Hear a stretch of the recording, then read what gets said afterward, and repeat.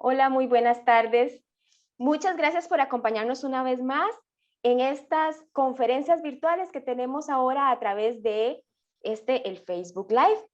Hoy vamos a hablar de un tema que es de mucho interés, es un tema relativamente novedoso para nuestro país y se trata de la conservación de las esferas de piedra en el sitio Finca 6.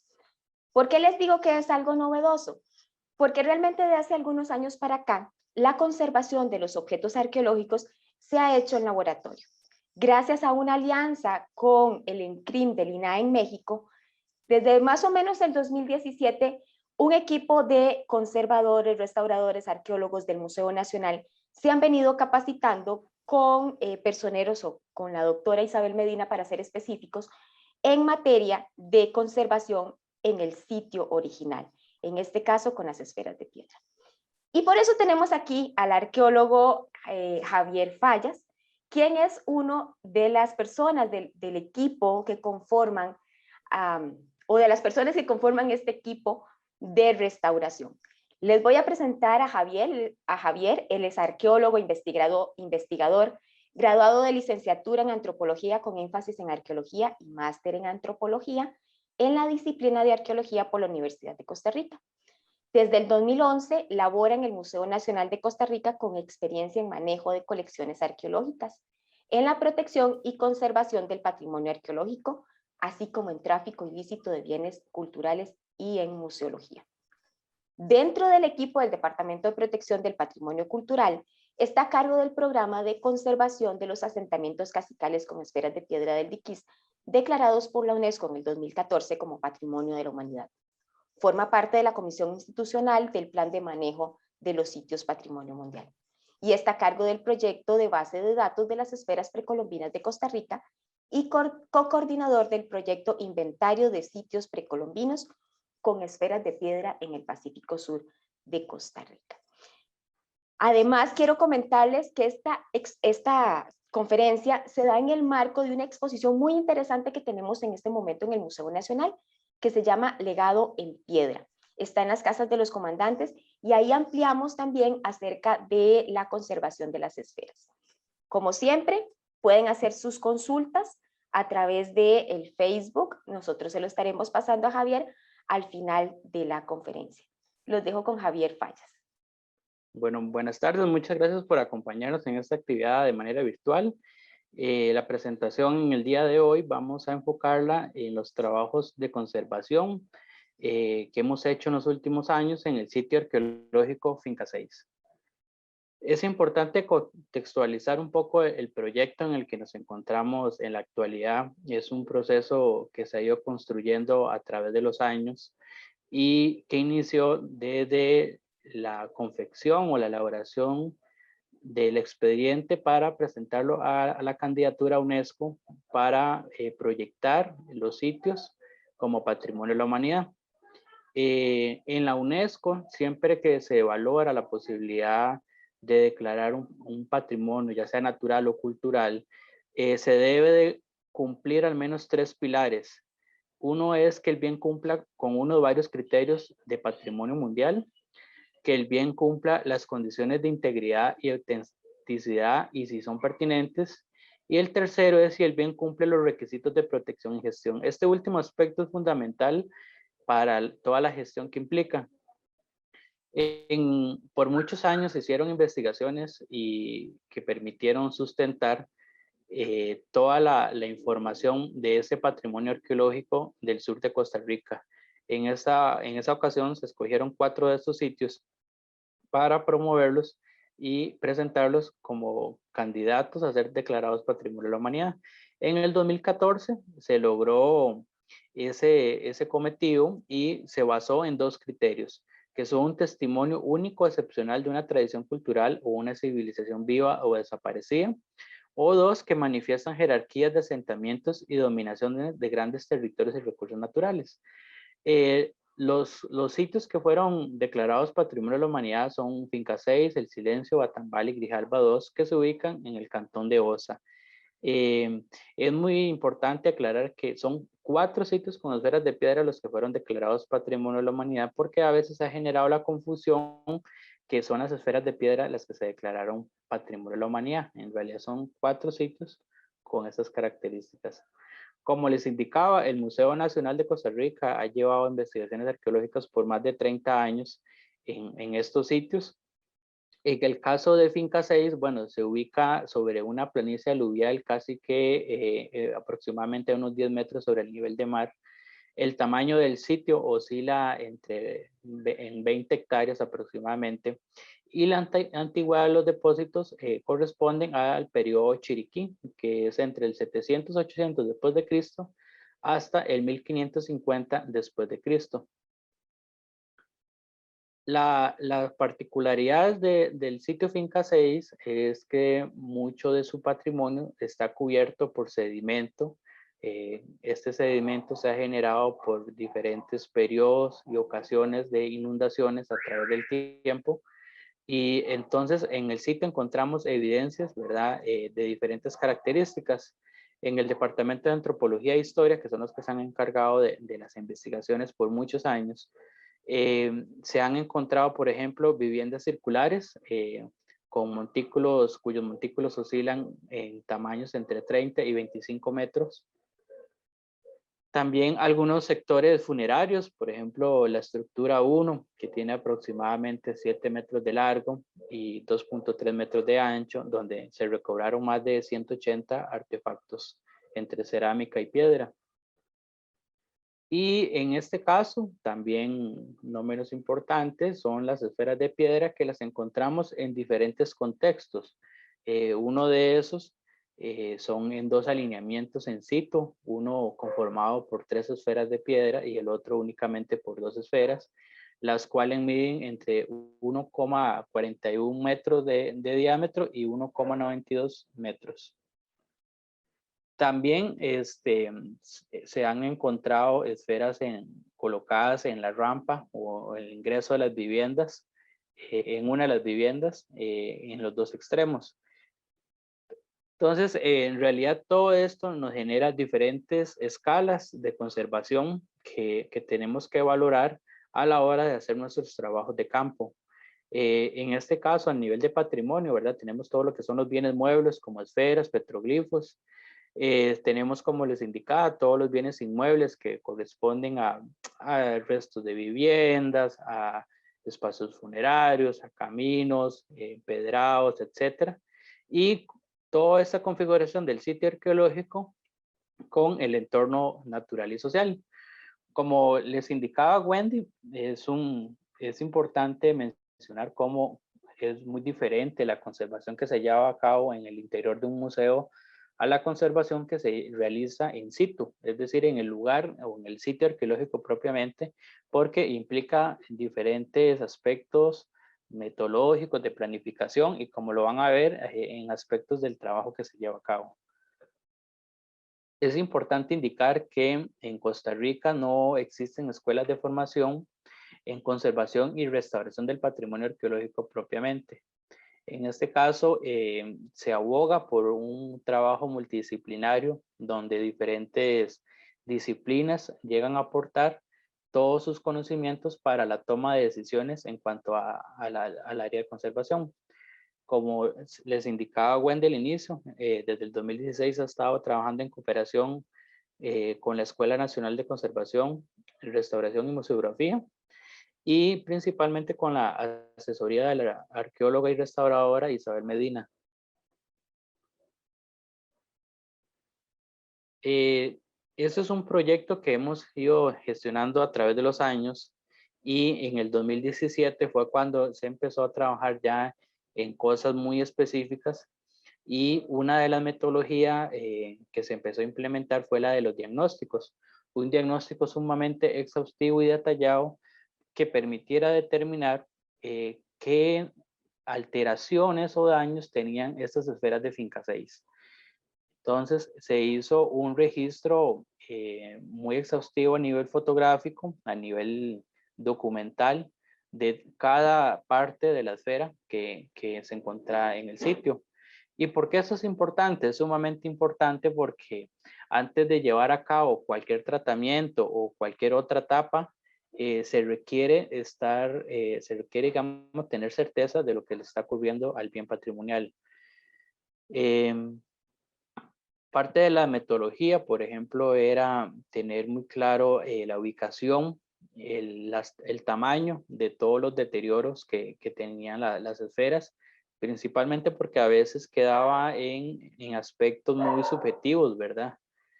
Entonces se fue haciendo un trabajo muy detallado que inició con todo el registro de alteraciones a nivel de, digamos, como de categoría. Una categoría es, por ejemplo, generadas por aspectos biológicos, una segunda categoría generada por aspectos químicos, así como aspectos físicos. Entonces se fue generando una simbología, ¿verdad? Se le fue asignando un nombre, una simbología a cada alteración que íbamos registrando. La metodología que implementamos fue la toma de fotografías de diferentes puntos de la esfera, principalmente tomando como referencia los puntos cardinales, desde el norte, sur, este, oeste y la parte cenital. Y a partir de ahí se colocó una lámina transparente, lo que era las antiguas filminas, y con esos materiales se fueron registrando todas las alteraciones que tenían estas esferas en sus diferentes aspectos. Por ejemplo, en esta lámina que ustedes pueden observar en su pantalla, eh, lo que muestra es una ligera distribución de alteraciones generadas por pérdida de material, que son estas coloraciones moradas, y la formación de concreciones en las partes más superiores, por ejemplo, que está representado en colores celestes. Acá lo interesante de este ángulo de la esfera es que se logró registrar desprendimientos que tenía la roca generados posiblemente por el impacto de la maquinaria. Es decir, es muy probable que estas esferas en algún momento se hayan intentado remover del lugar y entonces eso les dejó marcas en la superficie. Después de todos los diagnósticos que se fueron generando, se fue observando cómo los sectores que están bajo tierra están mejor conservados que los expuestos. Esto es porque, bueno, como les indicaba, el sitio se encuentra en una zona que periódicamente es inundable y el sedimento se ha ido cubriendo las esferas con el paso del tiempo. Si ustedes van al sitio o si conocen el sitio, pues verán que únicamente se logra apreciar la corona. En este caso es porque ya las habíamos excavado, pero entonces las coronas son los sectores donde están más expuestos al ambiente y los que en algunas ocasiones presentan mayores daños. Estos diagnósticos que llevamos a cabo se combinó con una documentación exhaustiva de la matriz rocosa. Se registraron, por ejemplo, diferencias entre los sectores sanos y aquellos con posibles daños de las esferas. Se utilizaron diferentes instrumentos para medir el color, dureza y absorción. Entonces, por ejemplo, en las imágenes superiores pueden observar, son unos lápices con algunos de punta de diferentes metales que lo que permite medir es la dureza de algunos sectores de las esferas. Entonces, pudimos determinar cómo en algunos sectores, como de estos colores blancuzcos, son las formaciones de concreciones y esas concreciones se generan valores entre 1 y 10. En este caso, las concreciones tienen un valor casi de 9.5. Entonces, son los sectores más duros que, que adquieren estas esferas. Por último, está hay una prueba de absorción, que es este tubito de vidrio, que lo que se hacía era la colocación de agua y la medíamos por un tiempo para ver cuánto duraba en absorber la superficie de esta esfera. Y en función a eso, si por ejemplo el líquido que se colocaba se absorbía relativamente rápido, quería decir que la roca por dentro es relativamente porosa. Entonces, son todos estos elementos de diagnóstico que se fueron llevando a cabo. Nosotros a veces hacemos la analogía de cómo, que es como si fueran los pacientes, ¿verdad? Entonces, como cuando uno se hace un examen médico que ocupas ir y que te hagan todos los exámenes. Entonces, básicamente las esferas en este caso terminan siendo nuestros pacientes. Y en este caso también nosotros le hicimos diferentes mediciones de temperatura y humedad, tanto ambiental como superficial, es decir, colocado sobre el objeto. En este caso, las mediciones se llevaron a cabo en diferentes horas del día, en la mañana, al mediodía y en la tarde, para luego a nivel estadístico hacer comparaciones sobre los diferentes cambios de temperatura y humedad que están sometidas a estos objetos, principalmente en la zona sur donde las temperaturas tienden a ser altas en la mayor tiempo del año. De manera general, digamos, se fue notando cómo todos estos daños y deterioros que han presentado las esferas es la combinación de una serie de aspectos. Por ejemplo, el tipo de roca, si es una roca ígnea o una roca sedimentaria. En el caso de las esferas que están ubicadas en finca 6, tanto en los alineamientos como acercados al montículo 1, fueron elaboradas en roca ígnea, entonces tienen un comportamiento similar en algunos casos, pero son escenarios muy distintos en algunos detalles. Por ejemplo, principalmente en el grado de exposición, que si están expuestas en áreas abiertas, si están cerca de árboles o si están enterradas, todos esos son aspectos que van variando en el estado de conservación. De manera paralela a estas actividades de diagnóstico, se fueron haciendo actividades de conservación preventiva, las cuales busca reducir el avance de estos deterioros, pero como les indicaba, depende mucho de la materia prima de la esfera y el lugar donde está ubicada. Una de estas actividades que llevamos a cabo son las limpiezas. Las limpiezas lo que buscan es reducir la colonización de microorganismos. Los microorganismos básicamente en las esferas se logra apreciar por los cambios de coloración. Las esferas fueron elaboradas con rocas ígneas, tienen a ser diferentes colores grises, ¿verdad? Pero cuando los microorganismos empiezan a colonizar, se generan algunas coloraciones verdes, marrón, etcétera. Entonces se hacen limpiezas periódicas para reducir ese impacto. Otro de los aspectos importantes que se fueron haciendo es la optimización de los depósitos circundantes. En este caso, la arcilla que está alrededor de la esfera se cambia por arena. Esto permite reducir el crecimiento de la vegetación y evita el contacto con el suelo ácido. Básicamente lo que nosotros hacemos es, bueno, ya estas esferas han estado bajo excavaciones en diferentes periodos. Cuando hacemos estas acciones de conservación, generamos excavaciones de aproximadamente 2 por 2 metros y entonces dejamos un margen de cercanía a la superficie de la esfera y empezamos a colocar a su alrededor arena.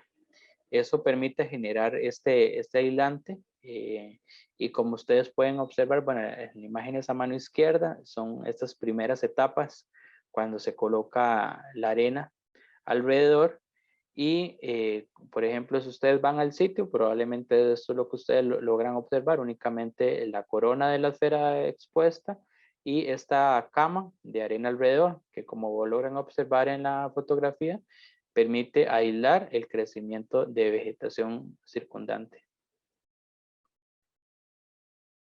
En otros casos, ha sido una cuestión de prueba y error, porque las condiciones climáticas influyen mucho en los tratamientos de conservación que se llevan a cabo en la zona.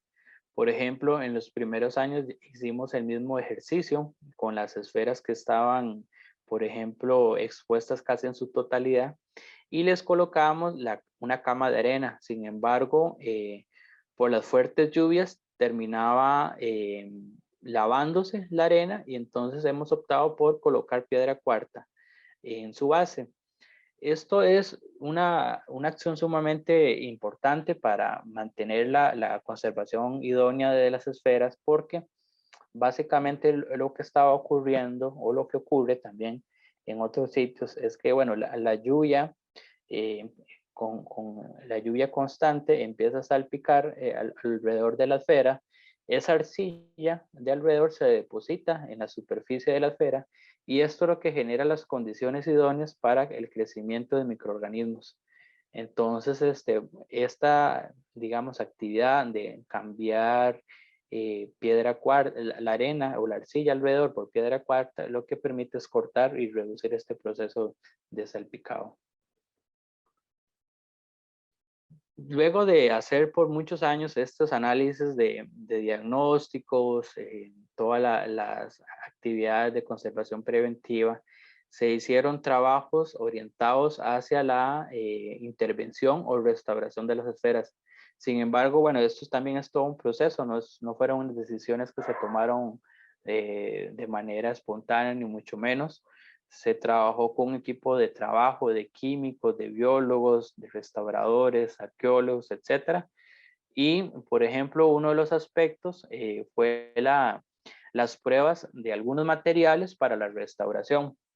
Se hicieron algunas pruebas en piedras del río y se colocaron bajo las mismas condiciones en las que estaban las esferas. Principalmente lo que queríamos valorar era la compatibilidad y resistencia de algunos materiales. Entonces, en la imagen inferior izquierda, ustedes pueden observar 3 morteros, que son estos cuadritos. Estos morteros lo que tienen es pruebas de materiales de cal con arena. Entonces, se colocaron cal con arena y en la parte inferior son morteros que tienen una proporción de sílica coloidal con arena. A los 15, 22 días, básicamente estas pruebas de sílica coloidal no funcionaron. Esto a pesar de que eran productos que, por ejemplo, en grandes en países o en grandes obras de arte en Italia se usan. Sin embargo, por las condiciones ambientales de la zona sur, principalmente por los grados de humedad, ¿verdad? Las concentraciones que están en la zona, no permitía esta compatibilidad. Entonces, este primer diagnóstico, ¿verdad? O estas primeras pruebas fueron fundamentales para decir, ok, pareciera que la cal con arena es el material que funciona. Se hicieron análisis químicos para verificar la compatibilidad entre estas características, cal con arena, con la materia prima en las que fueron elaboradas las esferas. Posteriormente se hicieron algunas pruebas que se denominan sacrificio, que es parecido a lo que les acabo de explicar, que son estas proporciones de cal y arena, pero colocadas en las esferas. Como ustedes pueden ver acá, se colocaron en sectores expuestos, en sectores enterrados. Y bueno, esto lo que tiene el cometido es que sean capas que, bueno, que se permitan restaurar, pero que también sean las que se sacrifiquen en lugar de los sectores expuestos de las esferas.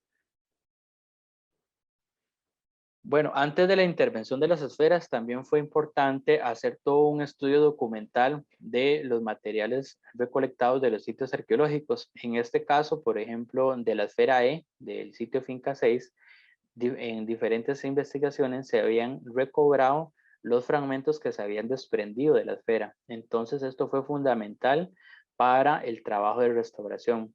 Esto implicó inventariar cada fragmento, tomarles fotografías, lavarlos, etiquetarlos, pesarlos, etc. Ya propiamente en la parte de las intervenciones, bueno, hay todo un trabajo previo antes de la restauración, ¿verdad? Como les indicaba anteriormente, la selección de los materiales es un aspecto fundamental, pero también la preparación de los materiales. Los materiales tienen que ir completamente lavados, tienen que pasar por diferentes filtros y el objetivo de una intervención es devolver la eficiencia a un producto hecho por el ser humano, básicamente. Entonces, en el 2020 se escogieron 2 de las esferas que están en alineamiento para hacer restauraciones. La imagen que ustedes observan son diferentes vistas y ángulos de la esfera E de Finca 6. Primero se hizo una limpieza en seco con brocha, se fue limpiando toda la parte de tierra y escombro que tenía, del que estaba cubierto. Posteriormente se hizo una limpieza con agua destilizada y en proporción con alcohol. Se limpió y posteriormente se dejó en proceso de secado. Asimismo, se retiraron todas las pruebas que se habían hecho 3, 4 años atrás, como les indicaba, que eran morteros de testigo para valorar las condiciones de estos materiales y la resistencia. Por ejemplo, en el 2017 se habían colocado morteros sobre grietas y en este caso ni siquiera se habían reventado ni nada por el estilo, lo que nos generó la tranquilidad que eran materiales sumamente compatibles y resistentes. Ya propiamente en la intervención, el año pasado hicimos las intervenciones de las esferas A y E. Las esferas de finca 6 son, digamos, fueron clasificadas a nivel alfabético, entonces está esfera A, B, C, D y E. En este caso, las intervenciones del año pasado fueron en la esfera A y la esfera E. Como un primer paso o una primera tipo de intervención que se hace es la de reubicación de todos los fragmentos que se desprendieron con el paso del tiempo. Entonces, es casi como estar en un rompecabezas, encontrar el sector más cercano a su fractura.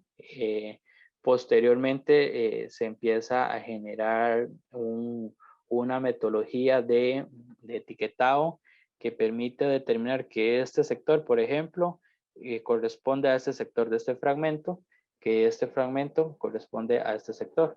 Y así consecutivamente. Es muy importante tener en cuenta todo el grado de precisión que se debe tener porque no puede quedar, digamos, sobre nivel de la esfera, sino tiene que quedar a un bajo nivel. Y bueno, en este caso, en esta esfera se lograron recobrar o colocar nuevamente 4 fragmentos, ¿verdad?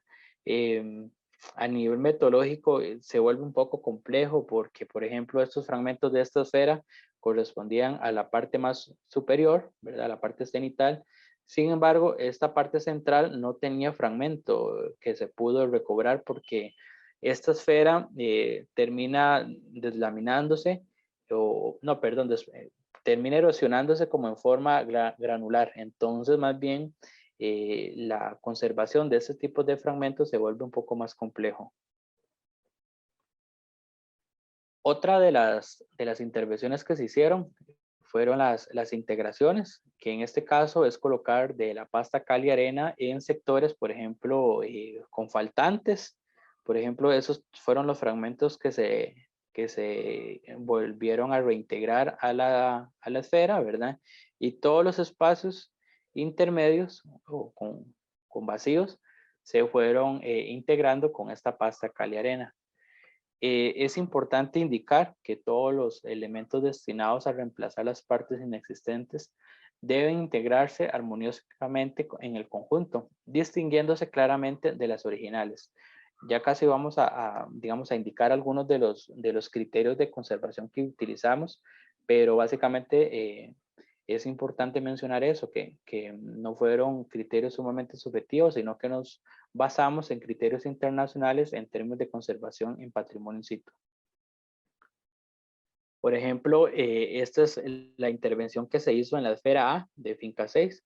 Esta esfera no tenía tantas grietas ni tantos desprendimientos como la esfera anterior, sino que eran sectores con delaminaciones. Por ejemplo, se ven las diferentes capas o procesos que van adquiriendo el secado de estos morteros.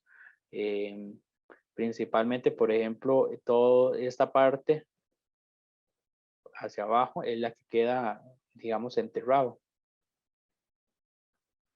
Una tercera etapa o proceso de estas intervenciones son la reintegración cromática. En este caso consiste en la colocación de color de estos sectores grises, que así es como queda cuando secan. Entonces, todos estos sectores se utilizan pinturas para asemejar la textura y el color que tienen las esferas de piedra. Parte del criterio que se debe cumplir, como les indicaba anteriormente, es que sean aspectos reconocibles y distinguibles al ojo del ser humano. En diferentes etapas de las intervenciones, nosotros llevamos a cabo un registro sumamente exhaustivo de los trabajos, principalmente porque es parte de los códigos éticos en restauración que se deben de cumplir. Eh, Como les indicaba antes, la metodología que usamos para registrar todas las alteraciones, también se llevó a cabo una metodología para registrar y documentar todas las alteraciones. Entonces, por ejemplo, estos números que ustedes pueden observar acá, la R es de reintegración, entonces quiere decir que ese es el fragmento 2 de la reintegración, fragmento 3, y todas estas sectores que ven en rojo, lo que quiere representar es las grietas que se lograron resanar o rellenar con esta pasta de cal con arena. A mano derecha ustedes pueden observar todas las etapas que fuimos documentando conforme avanzaba la intervención. La parte de arriba es la imagen que muestra cómo se encontraba la esfera antes de iniciar la restauración propiamente. La imagen intermedia muestra cómo iba quedando posterior al proceso de secado de tanto de las reintegraciones como las integraciones. Y la imagen inferior lo que muestra es la tapa ya final de cómo quedó la intervención de la esfera E. Posteriormente, como les indicaba, son esferas que, bueno, los diagnósticos nos han permitido fundamentar que si están bajo tierra, o al menos la mayor parte de su tamaño está bajo tierra, se conserva mejor. Entonces, nuevamente aplicamos las metodologías del reenterramiento y únicamente se llega a dejar la corona o la cúspide de la esfera. Bueno, como les indicaba, es importante recalcar toda la importancia de los criterios básicos y fundamentales para la intervención de objetos arqueológicos o patrimonio arqueológico in situ. Por ejemplo, la intervención en realidad a veces es como el último recurso al que se quiere llegar, principalmente por la mínima intrusión que se debe requerir. Es fundamental emplear materiales compatibles en términos físicos, químicos, respecto a los correspondientes a la factura. También es importante preferir todos los procesos reversibles o retratables, porque la intervención no es algo permanente. Eso es algo también muy importante indicar. A veces las personas creen que la intervención o la restauración de un objeto o el patrimonio como tal finaliza cuando se acaba este proceso de restauración. Sin embargo, no es así, más bien es el inicio de toda una etapa de mantenimiento, de monitoreo periódico. Nosotros hacemos aproximadamente cada 3 meses, cada 4 meses, monitoreos de esas esferas de piedra para ver el comportamiento, porque es sumamente normal que se vuelvan por ejemplo, a reventar o fracturar y nuevamente hay que sustituir, porque como les indicaba, la idea de esto es que sean materiales que sufran el sacrificio de las condiciones de la zona y no el objeto como tal. Por último, es importante señalar que la restauración busca mantener la integridad de las esferas y no alterar su historia, porque el monumento es inseparable de la historia de que es testigo y del lugar en que está ubicado. Otro aspecto fundamental es favorecer la lectura sin crear falsos históricos o estéticos. Por ejemplo, siempre a veces cuando hacemos sus trabajos de campo, nos hacen las preguntas de que por qué las esferas no quedan completamente redondas. Por ejemplo, cuando se hizo la restauración de la esfera del sitio del silencio. Y en realidad, lo importante acá indicar es que aunque se hace la restauración, esto no necesariamente implica que vuelvan a quedar redondas, sino que lo que se hace es una estabilidad de los sectores más vulnerables. Bueno, el cantón de Osa y el Pacífico Sur de Costa Rica en general lo que nos muestra es una integridad de patrimonios vinculados con el espacio en diferentes momentos históricos.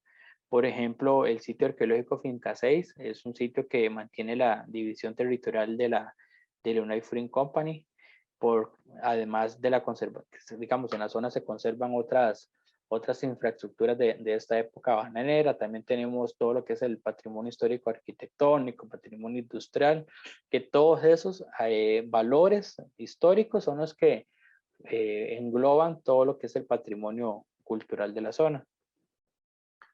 Otro aspecto que quería un poco señalar en esta presentación es la relación entre patrimonio arqueológico y naturaleza.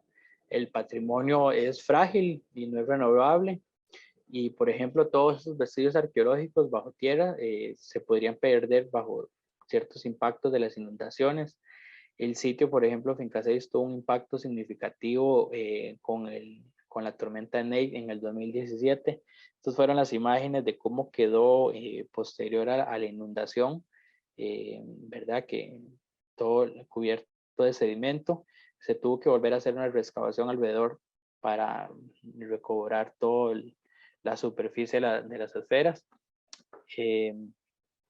Otras amenazas también, bueno, los incendios y los terremotos también, cómo afectan este patrimonio y que tiene que ver con todo el tema de conservación. En este caso, por ejemplo, el programa de conservación también está incluido dentro del plan de manejo y también dentro del plan de riesgos ante desastres naturales. Nosotros cuando hacemos estas actividades de conservación, también llevamos a cabo diferentes actividades de divulgación. Principalmente se tiene la visión en el proyecto de la importancia de la comunicación con la comunidad. Principalmente esta continuidad cultural con los pueblos originarios y los pobladores cercanos a estos sitios arqueológicos.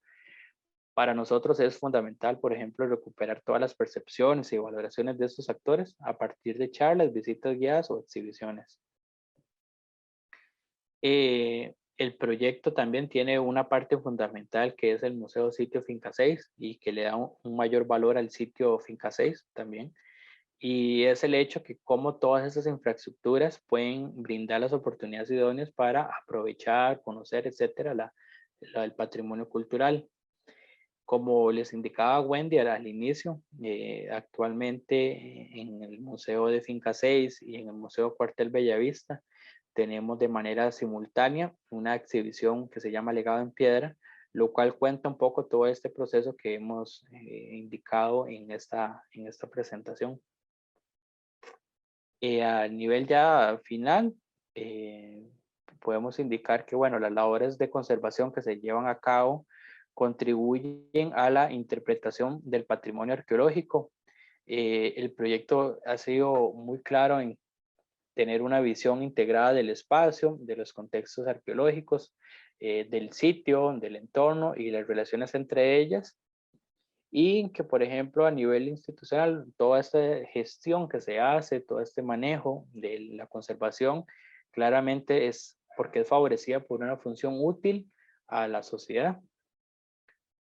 Y que, bueno, claramente todo este conocimiento especializado que quizás hemos expresado acá, es fundamental compartirlo, divulgarlo, porque también la comunidad es fundamental para conservar el patrimonio arqueológico. Porque sin lugar a dudas lo que es la conservación y la valoración del patrimonio influyen decisivamente en la mejora de la calidad de vida de las comunidades.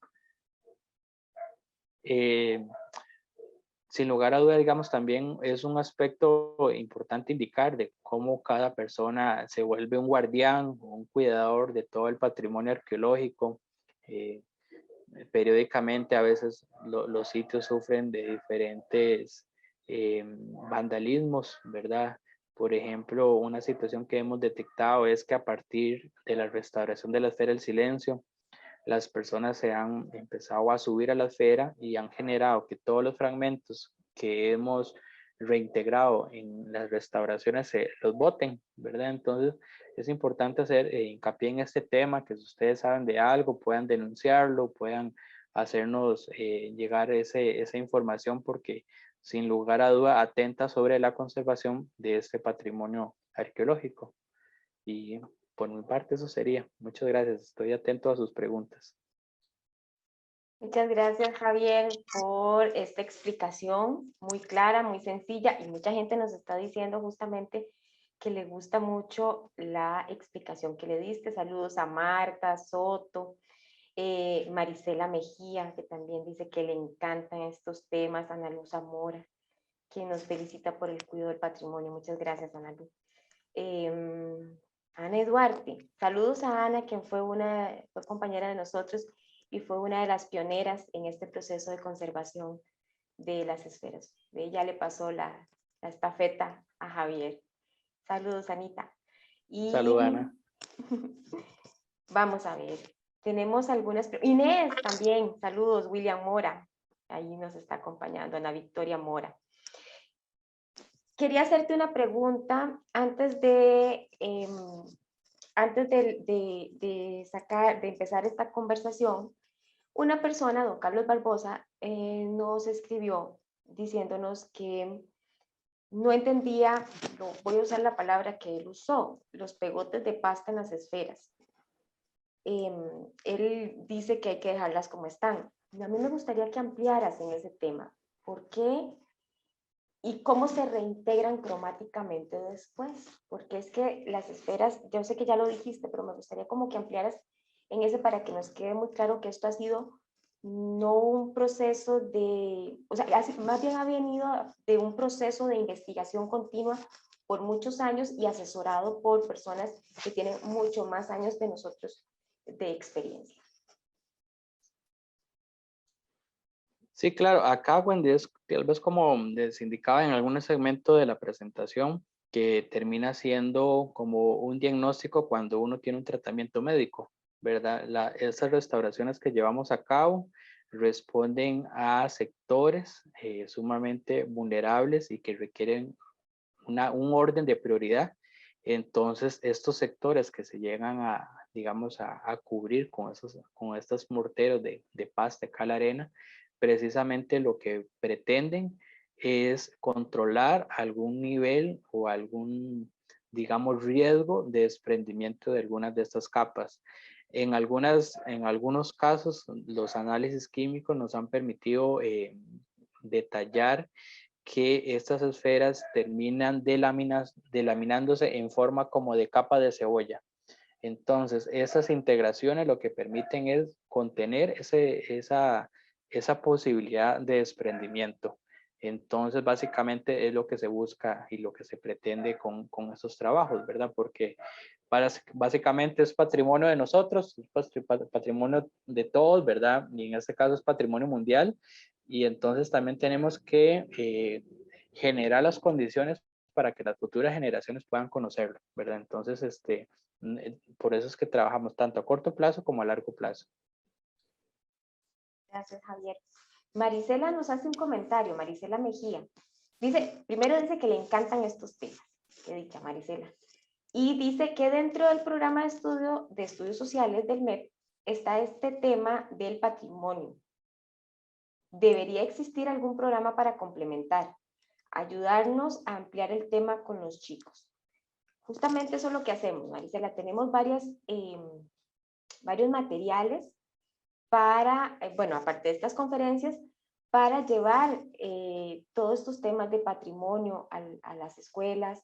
Tenemos un programa de visitas a las escuelas también, en el que les podemos llevar este programa, y pronto van a salir algunas guías también que hablan de la conservación y de las esferas de piedra. No sé si Javier quiere ampliar en esto. Sí, en realidad tenemos diferentes como enfoques para llevar a esta información. Por ejemplo, en el Museo de Sitio Finca 6 tenemos un educador que cubre todos los cantones de la zona sur con diferentes actividades. Claramente por el impacto de la pandemia se han detenido todas las actividades presenciales que se han llevado a cabo, pero es parte de las actividades que se hacen frecuentemente, ¿verdad? Trabajar con chicos, por ejemplo, cuando nosotros hacemos las temporadas de campo, hacemos visitas guiadas con niños o charlas en colegios para compartir toda esta información, porque en realidad esto es un equipo, ¿verdad? Un equipo, digamos, como camiseta de país, que nosotros tenemos en realidad como de toda esta información quizás técnica, especializada, pero bueno, la comunidad es fundamental para el cuidado y la protección del patrimonio arqueológico. Yo también quiero hacer 2 recomendaciones en este sentido. Bueno, la primera es que si van a ir a la zona sur, que visiten el sitio Finca 6. Les va a encantar, van a aprender muchísimo. Pueden visitar primero el museo, el centro de visitantes, y después entran al sitio arqueológico donde complementan la visita al museo. Entonces, si tienen planeado ir y si no tienen planeado, planeen un viajecito allá a la zona sur. Está ubicado en Palmar Sur de Osa, del parque de Palmar Sur, que la comunidad le dice el Parque de las Esferas, porque hay varias esferas ahí, o de la Máquina Negra también, que es una locomotora antigua que tienen ahí. Son cerca de 8 kilómetros sobre la misma carretera, no se pierde, carretera cierta. Y la segunda recomendación, nosotros tenemos un canal de YouTube muy robusto. Dentro de ese canal de YouTube tenemos un documental que sacamos este año. Bueno, lo filmamos el año pasado, entre el año pasado y este año lo estrenamos. Se llama Un orgullo para Costa Rica y el mundo. Son cerca de 50 minutos donde le explican acerca de los 4 sitios, todo el proceso de conservación, todo lo que hicieron nuestros antepasados, cómo eran, cómo elaboraron las esferas. Les puede servir muy bien para estudiantes también. Y si 50 minutos se les hace mucho, este documental está dividido en 4 partes, uno por cada uno de los sitios arqueológicos, que dura entre 12 y 20 minutos aproximadamente cada uno de los videos. Ahí en nuestro canal de YouTube está. Y está para que todos ustedes lo vean, lo usen y ojalá los docentes se lo puedan pasar a los muchachos y a las muchachas que tienen a su cargo. Entonces, recomendadísimo que se den una vueltita ahí por nuestro canal de YouTube, Museo Nacional de Costa Rica, así lo encuentran fácilmente. Y ahí van a estar estos documentales. A ver, David Guadamuz dice que excelente, que muchas gracias. Y bueno, hasta aquí tenemos las consultas. Javier, ya no tenemos más consultas de las personas. Tenemos una audiencia muy bonita y muchas felicitaciones y muchos agradecimientos de gente que nos ha seguido. Y no sé, tu mensaje final, Javier. Bueno, mi mensaje final sería que, bueno, nosotros estamos muy orgullosos y muy emocionados en realidad por estar en estas etapas de conservación que nunca se habían realizado en el país. Entonces, a nivel país es un logro que vamos poquito a poco, ¿verdad? En realidad, por ejemplo, el patrimonio arqueológico es muy amplio. En este caso hemos priorizado sobre las esferas de piedra, pero la idea es empezar a incursionar sobre las estructuras precolombinas también que requieren intervención, porque parte del objetivo de la conservación es generar diferentes condiciones para que el público general pueda conocer todo el patrimonio de manera sostenible. Entonces, nada, ahí estamos en lo que se ocupe. Aparte de las actividades que mencionábamos, por ejemplo, en las charlas educativas de este material que está en YouTube. También el proyecto tiene un portal web que se llama dikis.geo.cr, que si quieren conocer más pueden ingresar y pueden informarse un poco más. Igual en la página del Museo Nacional, ¿verdad? Se cuenta con información ya más actualizada, más variable. Y no, para eso estamos y cualquier duda con mucho gusto.